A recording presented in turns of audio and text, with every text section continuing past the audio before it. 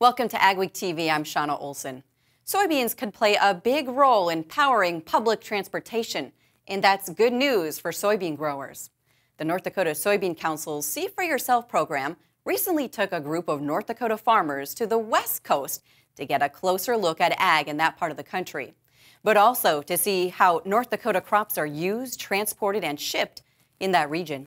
Agweek went along for a look at how biodiesel from soy is used to power an entire city's transportation system. Portland, Oregon's TriMet transportation system has been using biodiesel since 2006 across its fleet. They operate 660 city buses, 145 light rail vehicles, and 5 diesel locomotives. A recent change from cooking oil biodiesel made from restaurant grease to straight soy and canola oil has yielded better results across the fleet and better prices. Right now, biodiesel has actually been a bonus in terms of price. With the tax credit being reinstated, we're paying $1.50 a gallon to blend it in with $1.60 a gallon ultra low sulfur diesel. So our price has been pretty good lately.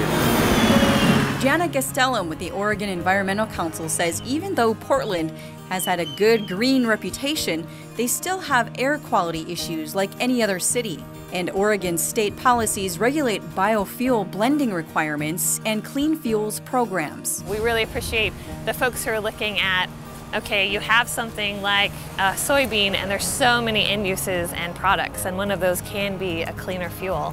And so it's been really interesting and neat to be able to partner along the way and think about what is that whole supply chain of fuel and technology. We want to use our own product. We raise these crops and utilize the oil from the soybean crop to enhance the price of the soybeans and stuff. Plus, it's a benefit for the engines. We feel it helps to make them last longer. So we actually haven't figured out so far that our engines are tired, really tired, between 350 and 400,000 miles. At that point, we pull them out, we buy reconned engines from Cummins, and we just slide a brand new one in. Rebuilt one. That's what's happening to this bus right here. We don't see biodiesel front and center in our state, but our soybeans play a really big role in the use and production of biodiesel on the coast, but largely the West Coast, where states have mandates about renewable fuels, and they are struggling and working really hard to meet those mandates. And the soybean producers in North Dakota that grow and ship those soybeans are a key part of making that happen.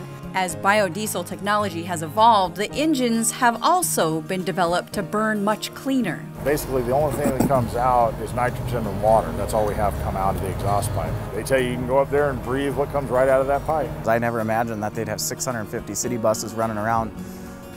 On a big scale, the amount of gallons that they use is incredible. You know, and nobody would have envisioned that how many years ago that's what soybeans would be used for. And we try to get biodiesel as much as we can throughout the season. Raymond Martinson has been using a 2 to 5% blend of biodiesel on his farm near Winemere, North Dakota for the last 15 years.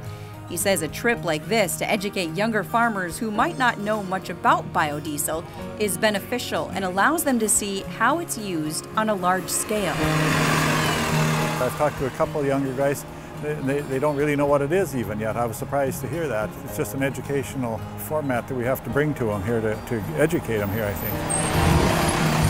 A lot of farmers don't use it or don't know the benefits of it, and I think it's something as a soybean council and as a state we really need to try and push and to incorporate into everybody's farm. I mean, it's good for everybody that produces soybeans.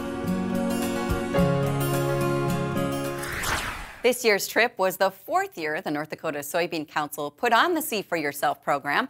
The program is paid for from the Soybean Checkoff.